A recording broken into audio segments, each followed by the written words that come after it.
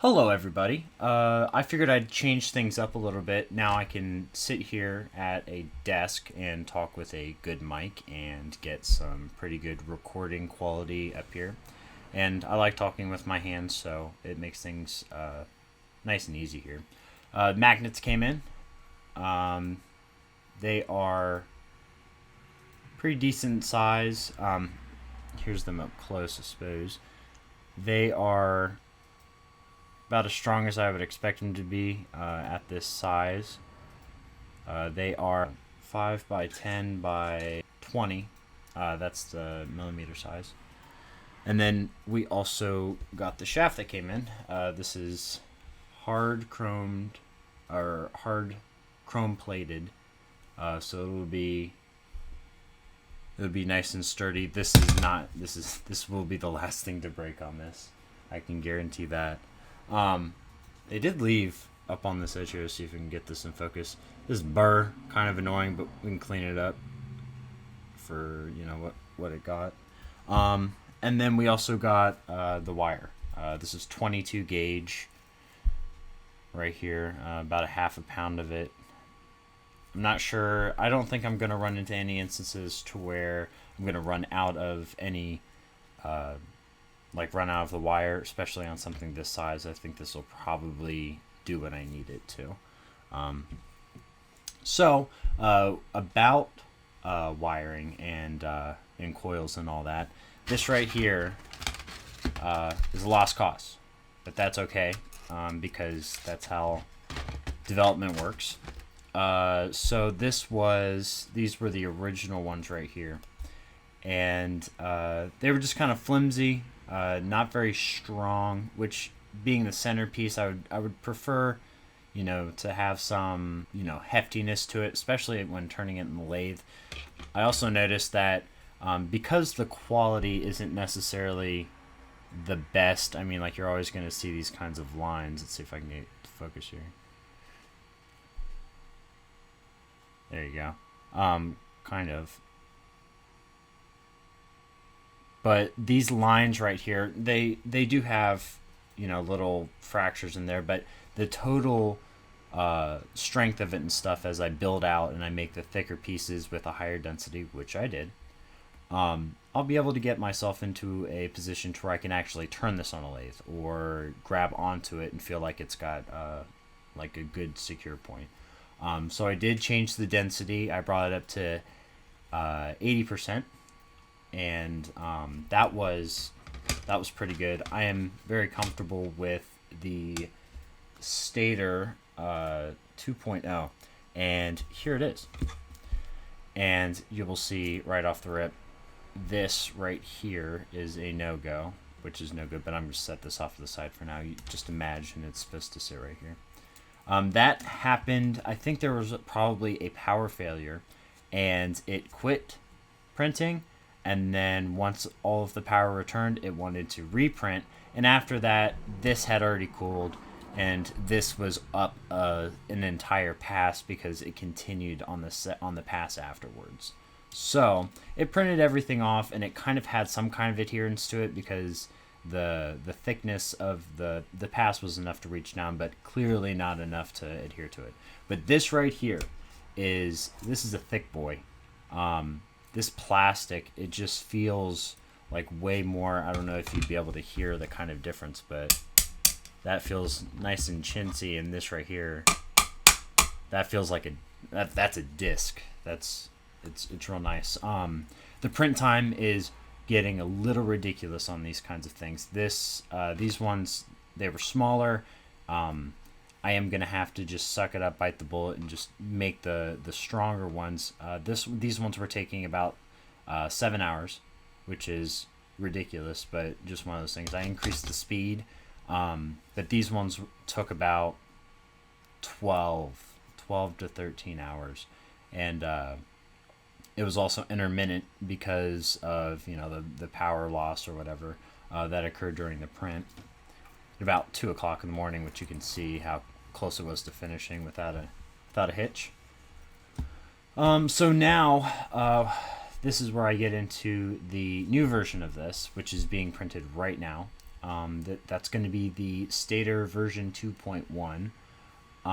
It's going to be, I'll put some graphs up on or some pictures up on the screen here, but this bit will be the total diameter of everything will be thicker. I dropped the density down though, because this right here is plenty thick enough, and I think if I reduce the density, I can decrease the print time, which is also incredibly ridiculous. Like, it is, I think it's 25 hours for the updated version of this. So that being said, I want to take as much time as I can off. So reducing, the density and stuff, it's not going to feel as solid as this, but it's still going to be plenty solid to do exactly what we need to do. The other changes that I made on these, and I'll use this broken piece as an example, is these right here. Actually, I'll break it off here. These are not nearly tall enough. Not nearly tall enough to hold the coils. Get it to focus here. The coils. And with that, it just keeps wanting to come down. I had to make it thicker as well. Again, I'll show the visual for that, and you can take a look at that at your own speed. So I've made this thicker, or taller rather, and I came up, the reason I started to get into these issues is essentially the amount of copper that I'm going to need per coil, which is going to be a decent amount. I did all of the work out for it. This right here is the equation that I used. I just plugged it directly in, that I used to find how many turns I'm going to need for how many volts of production. I'm thinking I'm probably just going to do a 12-volt system. So that's the direction I went with it. So it was going to take 59.8 turns per volt. And if I was going to do a 12-volt system over a 24 coil system, I divide that down right in through here, and that provides me with the number of turns or coils that I'm going to need on the little retention coil retention. This size of this was barely under 4 millimeters. That's not going to be nearly big enough, especially with this wire that's going to be 0.7 millimeters wide. So in order to get to those 30 turns, basically, I needed to multiply the voltage, the total voltage that I needed, and I needed to multiply it by the voltage and then divide by the total amount of coils that I had, so I could distribute the total voltage production.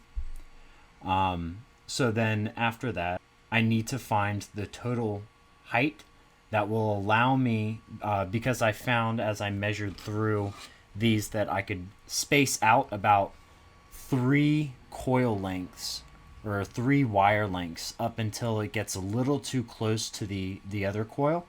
That way I have a small space in between here so that there's no contact. We don't want any contact in there. So, because I needed 30 turns and I needed half 7 millimeter wire, I go in and I divide the total space or the total turns that I need by the 7 millimeters to show that I'm actually going to need 21 millimeters in total of just area. And because I can go 3 turns on the outside, I divide that 21 by 3, so then there will actually be 7 turns that are going in there, and then the 7 turns that I have, I will multiply by the 0.7 millimeters, and that will give me the total height, which is 4.9, but I'm going with 5 millimeters so that I have that a little bit of extra area to work with. So, also kind of in the works is an update onto the housing. That's going to be a total case. I'll show a picture of it, and the total casing for that will be, I'm a little bit limited by the buy the hardware. I'm really close with all this stuff. The things that I need to get it, like so that I can hold everything, is primarily the bearings, and then of course the print speed. So in addition to all this stuff, I think I'm probably going to remake these plates, the magnet trays, and those are going to be okay to stay about the way that they are. I'll show you how the magnet fits in here real quick. There's plenty of room for it to slide, but not a whole lot of wiggle room back and forth, and we like that. We're going to be using this kind of Loctite to keep those in there. I'm going to reprint these. I'm going to make it thicker, but the print time does go up to, I think, 12 hours and stuff. But again, it's just sturdiness. That way the bearings and everything that goes on here, the shaft, everything can be potentially press fit or not allow a lot of movement. That way that this thing can stay, assembled. This right here, not going to have that sliding. Going to put in a, the stop that's going to go right here, or cut in just a little bit further. And if things work out properly, I might be able to use enough magnets in this array so that I can boost the magnet power. But we'll see about that. Hopefully that you guys enjoyed, this video style a little more obviously hands-on. But this right here is just something that I'm actually really enjoying doing. Like although it, it stinks that, these take multiple hours to create, the success and the redesigning and I messed this up, I think I should probably do it this way. It's actually really entertaining and really rewarding in the end. Hey guys, hopefully you liked that video well enough that you can press that little thumbs up, and if you like me enough, give the channel a subscribe to see where my projects go.